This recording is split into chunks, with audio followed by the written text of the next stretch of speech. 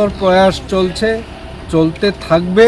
আমরা অঙ্গীকার করেছি, শ্রীভূমি পুলিশ শ্রীভূমি আরক্ষী অঙ্গীকার করেছে যে আমাদের অঞ্চল দিয়ে শ্রীভূমি জেলায় কোনো মতেই মাদকদ্রব্য নিষিদ্ধ নেশার দ্রব্য কোনো মতেই আমরা অ্যালাউ করব না, আমরা আসতে দেব না।